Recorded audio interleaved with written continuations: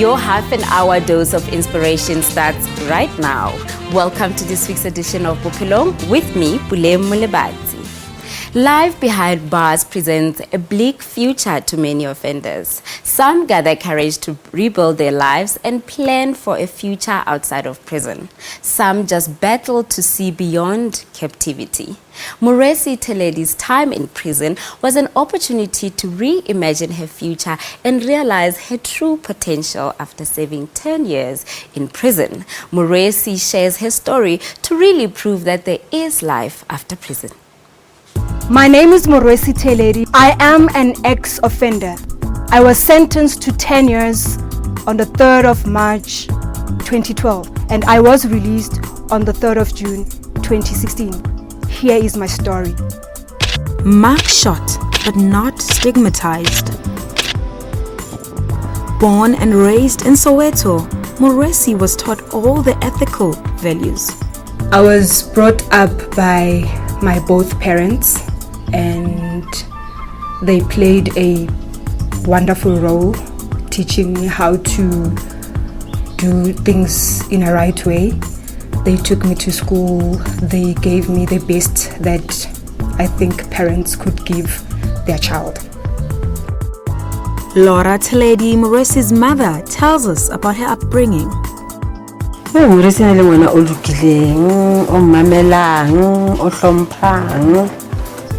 Morwesi was quickly expected to be the breadwinner at home. When I started working, I was 19-20. I remember my mom had to go sign for me in order to work at the bank. So I was very young.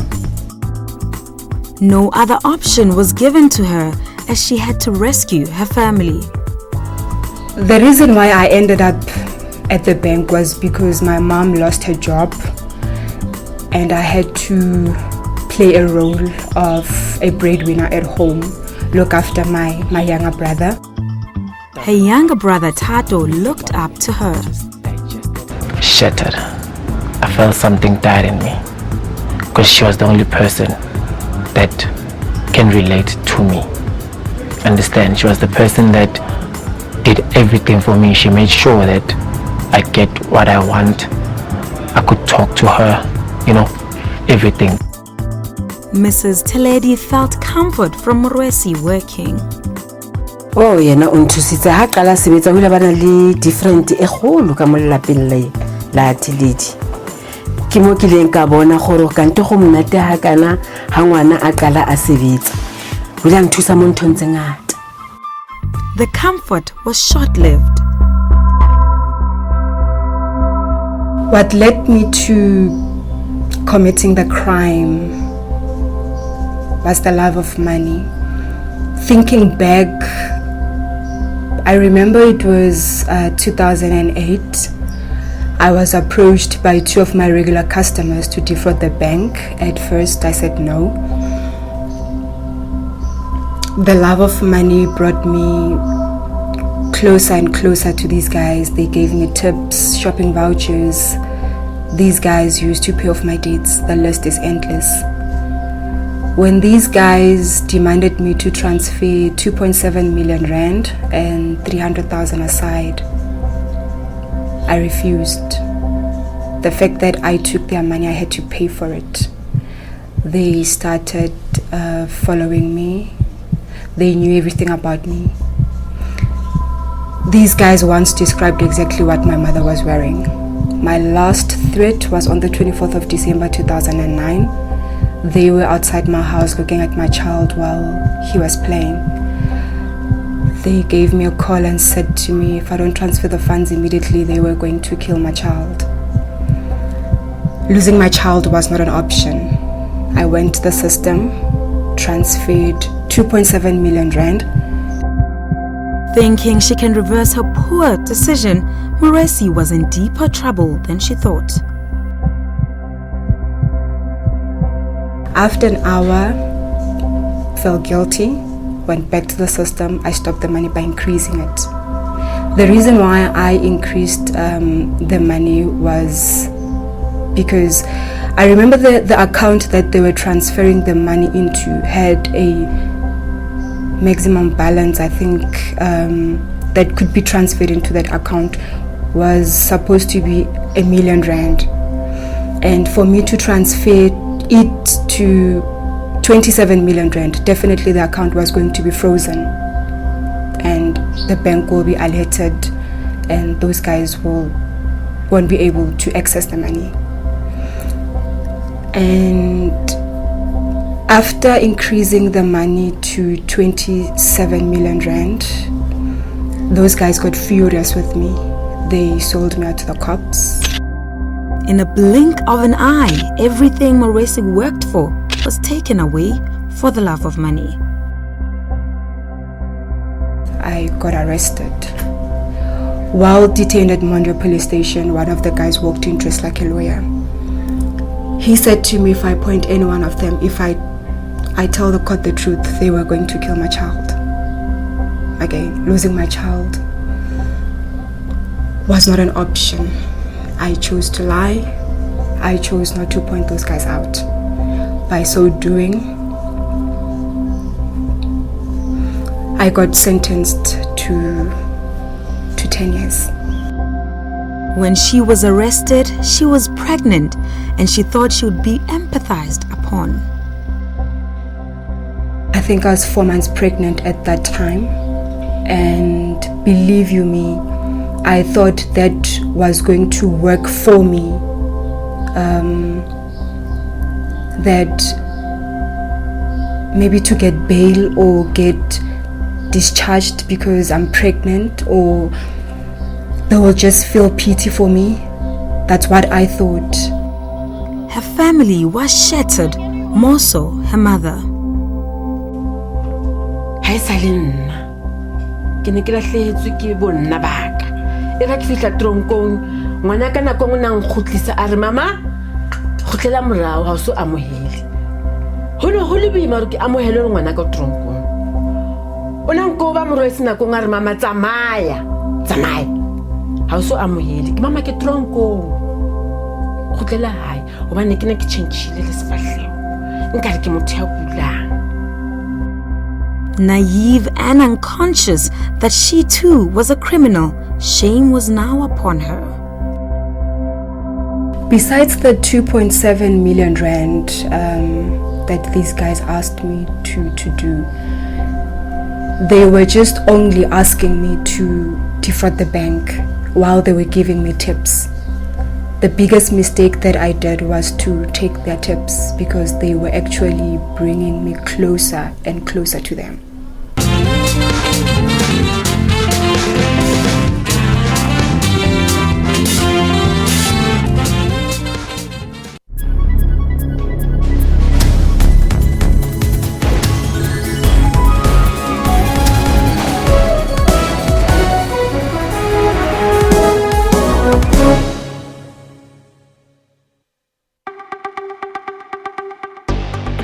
In 2013, there were similar disturbances at this very facility, and it would seem to me that this time around the same issues that led to those disturbances are still prevalent. This time around, funny enough, the 26, 27, 28 gangs ganged together and attacked officials, which is for us something that is very abnormal, and it has never happened.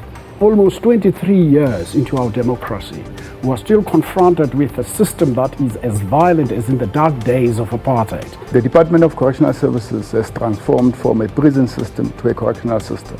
I've been arguing since time immemorial, and it doesn't help.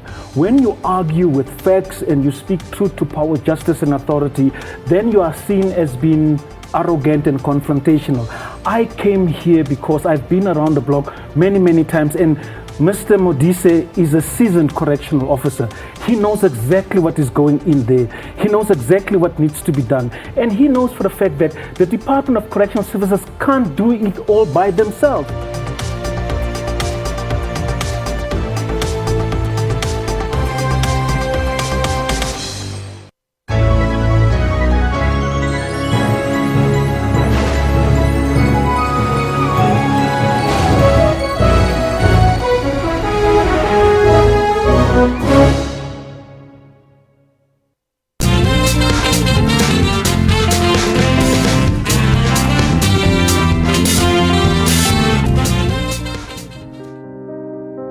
Deceit and the love of a quick buck landed Morwesi Theledi a 10-year sentence and a stigma of being a convict. Heavily pregnant, Morwesi thought she was the victim, yet in the eyes of the law, she was the criminal.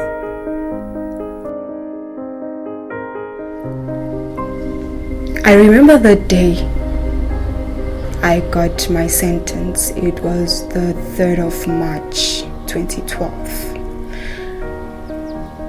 When the magistrate said to me,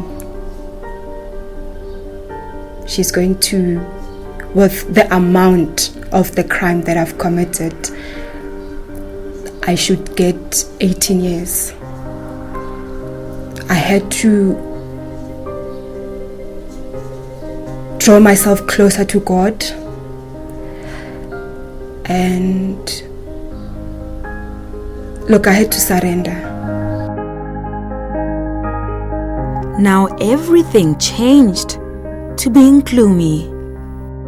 I remember my first day I walked in. It was just this heavy sound of keys. Giving birth in prison was a life-altering moment. Giving birth in prison is an awful experience. I remember that morning I got labor pains around about 3:30, early hours of the morning. And what we normally do if something happens in the cell would bang the steel doors for the officials to come and open. That morning we banged the doors until I think 4:30 to 5. That's when they came and opened. The procedure is they would come and you give them a prison card. They don't open immediately. Remember, Usista doesn't live a center. For argument's sake, let's say the sister lives in a Dale. The distance, there's a driver who stand by at that time. So they have to get a driver to go pick up Usista, a process. And again, they have to get a person who is in charge of the master key that night. She doesn't live again a center. So you can imagine all that process. Mina, at that time, I'm in labor pains. So when the sister came, they had to double check, am I really in my labor? And yes, I was in labor, and they took me to Baragwanath Hospital. Already working, a bara with an official, like under guard, with my chains and, the brown uniform. It's humiliating on its own. After giving birth, they took me to a ward of other ladies, Abe community. I remember my bed was at the back, and they had to hide, their belongings, as if I killed someone or I'm this hardest, criminal. Having to raise her son behind bars made Morwesi reflect more on her mistakes. Raising a child in prison, it's not a nice place. Remember Morwesi prior to incarceration, she had everything, she could afford everything. And seeing my baby not having a simple thing, like a walking ring, so you can imagine. So the only thing that's, I used to stress of was, how is my boy going to be able to walk? Because he doesn't have a walking ring. I had to take a 25 liter of a scoop and pour water half, and I would let my baby, hold that scoop and walk. Now her mother had to find employment to pick up from where her daughter left off. Ke ne ke tshwanetse ke ye mosebetsing hobane Morwesi o ne a le pregnant a le tronkong. Ho ne ho batleha dintho tse ngata tse ne ke tshwanetse ke misetse tsona ko tronkong. Mrs. Theledi says at times she would lose her mind. Kelello ka ile ya batla e lahleha. Ke ne ke le motho ya batlang ho dula a le mong nako e ngata. ke le ka baleya lo ya kerekeng ke le ka ipotsa hore ke le mme wa kereke ke rapela ke tlo hlaela ke ntshwetse ka ra lapa laka ka baleya ka tiswa ke bo mme ba ke rapelang le bona. Morwesi started evolving. I think my baby was my motivation above everything, that even though he was born and raised in prison and I was away for 6 years, and to them, when I come back, I should come back as a better person.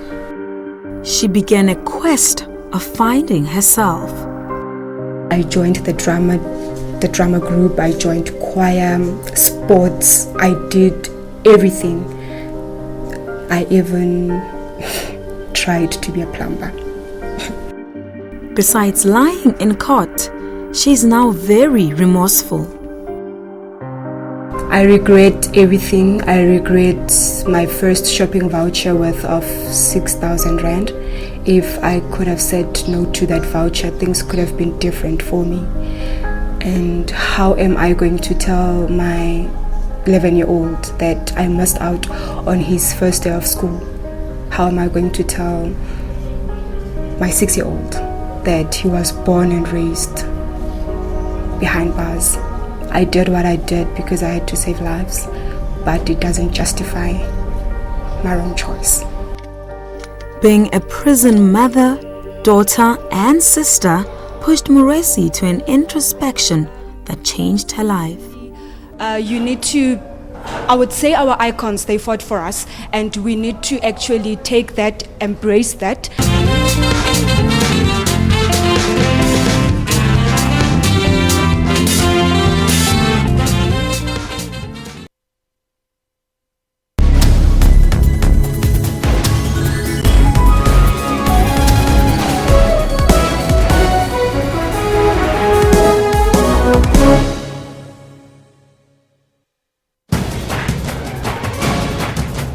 Failure to implement the water restriction is going to make the system not workable. For the domestic use, everyone should not exceed 25 kiloliters per day. What is the penalty and how much have you raked in thus far as a municipality? For domestic users, if they exceed 25 kiloliters, then they're going to be charged a penalty on their monthly bill.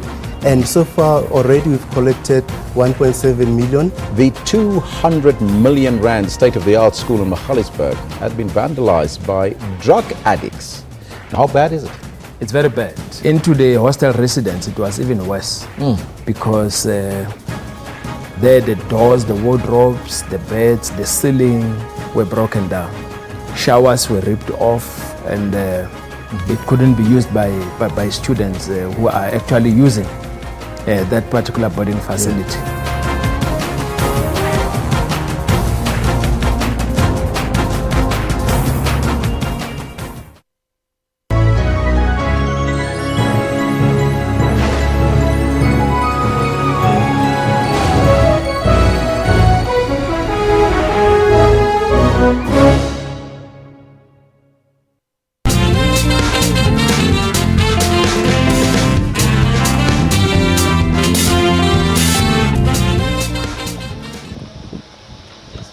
Moving from an unexpected life experience with just 8 months outside prison, Morwesi takes us back to where she discovered her life purpose.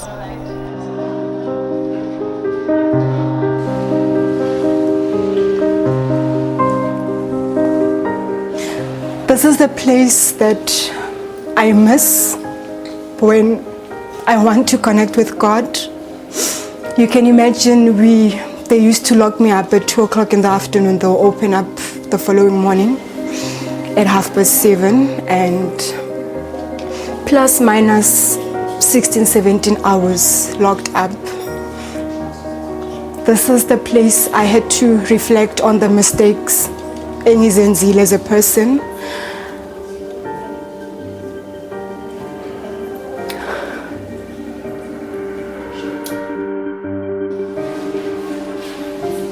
Cell 15 was her safe haven. This is the cell where there's competitions. I wouldn't sleep, talk to myself, rehearsing my lines.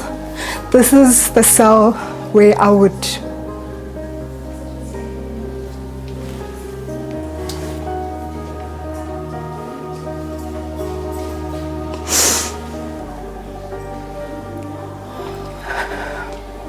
basically, this is the cell I found myself. Laughing together today, Melda's journey of knowing Morwesi was that of rivalries. Morwesi Theledi, wow, she played a very vital role in me being the young woman I am today. I freely participate in prison activities, public speaking, because I saw her. If she can do it, why can't I? I always strive to be like her. Melda has now learned a lot from Morwesi. The reason why I can stand here today and freely talk to her is because of things that I saw from her. She told me, Melda, they will hate you, they will try to break you, but that will only make you stronger. Melda is also holding her release date, but looking at Morwesi's life, she also aspires to be a positive change. She inspired me to take charge of my life. I'm now studying. I'm a business management student at Bophelong prison. I am a tutor. I never knew I could be a tutor. This time next year, I would like to be a public speaker like her. I want my story with her story and all the other stories to change the world.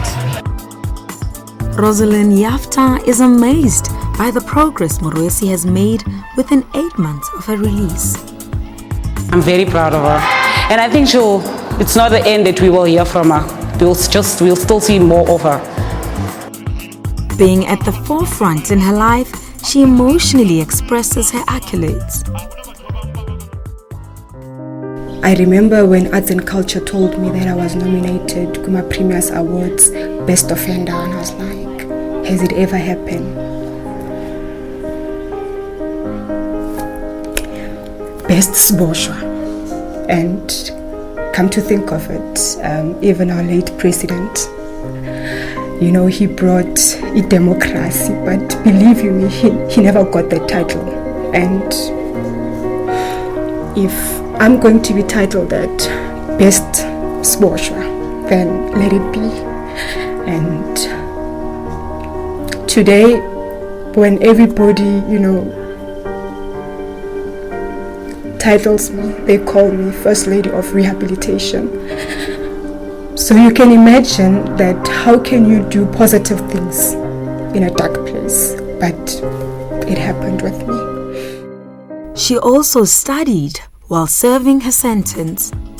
I fell in love with the arts, with drama, and I studied BA in Arts, majoring in drama with UNISA. Unfortunately, I couldn't finish my degree because of the lack of the funds. I had to sacrifice for my boys because my mom had played a major role by taking me to school. I think they also deserved that.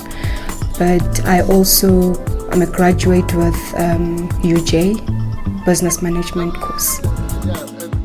Now free and rehabilitated from her previous life, she joyfully flaunts more accolades.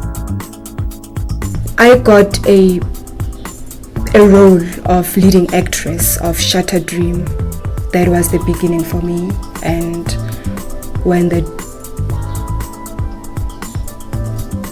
play won and I was given an award, Best Actress, it was a confirmation that I need to divert my career and do what I do best. And when I was awarded Best Public Speaker nationally in terms of prisons, that was also a confirmation for me to say, you are going to go out there, you are going to change young girls out there. She even made it to the top 100 for 2016 Movers and Shakers. The top 100 was, cherry on top after my hard work while saving time.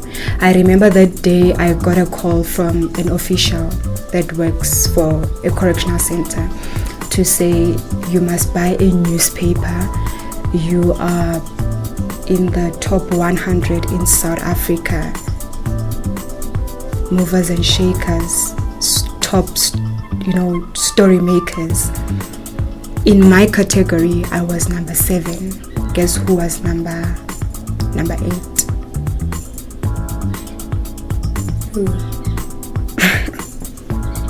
Is it Zoleka Mandela? Yes.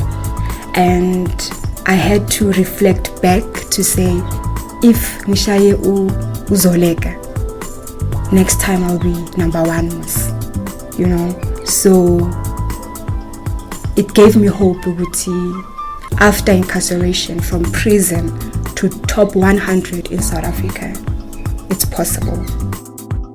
Sharing her story is now part of her journey.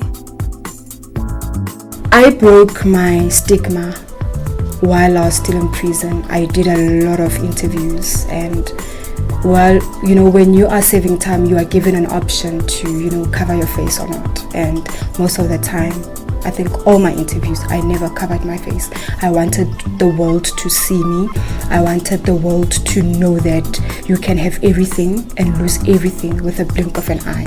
And I know that a lot of people out there, they think only hardcore criminals land up in prison. Even people who are well educated, who have careers, they also land up in prison by just making a wrong choice. She today has a newborn purpose in life. See myself being the next minister of correctional service. I think that's a dream. I see myself being in parliament, being the spokesperson, the offenders. I see myself going big internationally. I want this brand to be a legacy for my boys. And on that positive and inspiring note, we conclude today's program. Until next week, it's a goodbye from me and the team.